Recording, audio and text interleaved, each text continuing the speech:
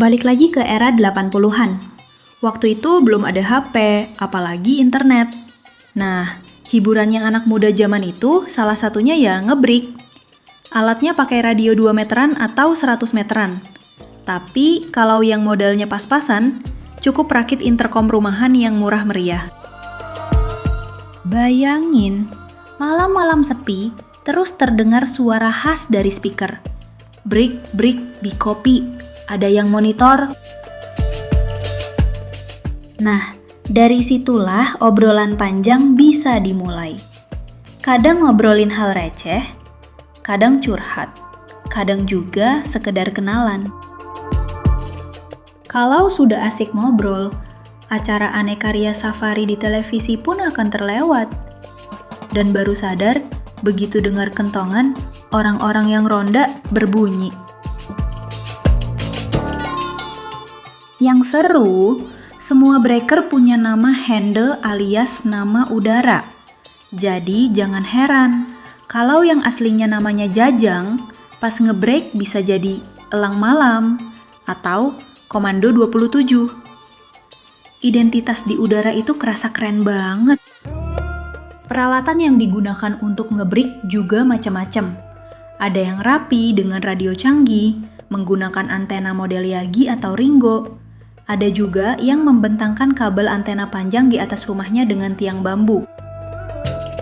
Tapi, ada juga yang kreatif. Rakit sendiri interkom sederhana dari komponen seadanya. Lalu bentangkan jalur kabel dari rumah ke rumah. Dan, jadilah perangkat komunikasi paling populer pada zamannya. Nguplek di hobi radio amatir maupun di dunia interkom, dulu tuh sangat mengasyikan. Mungkin selevel sama asiknya chatting saat ini. Bisa bikin kecanduan. Saat itu, rata-rata breaker umurnya masih belasan.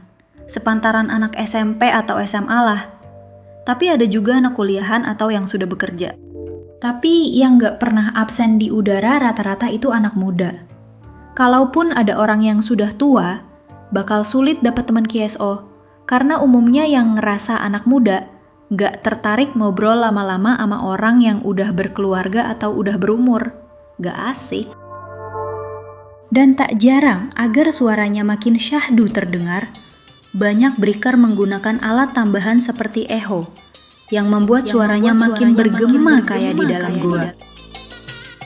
Dahulu, komunitas breaker tuh rame banget. Ada yang tiap malam standby di channel maupun jalur tertentu yang disebut jalur khusus. Ada yang bikin kopi sambil nunggu teman on air. Ada yang sambil memutar lagu. Sambil berharap ada YL yang nemenin di udara. Bahkan, gak sedikit yang akhirnya ketemuan di darat lalu nongkrong bareng. Tapi yang paling banyak ya ketemu jodoh gara-gara roger-rogeran di udara.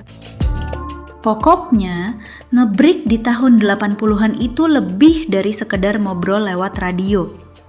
Itu gaya hidup.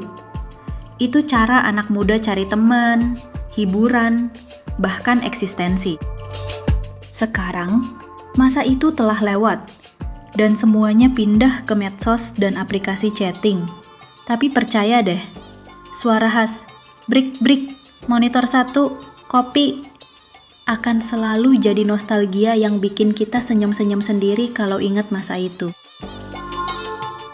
Nah, kalau kamu dulu pernah jadi seorang breaker, apa nama panggilan udara kamu?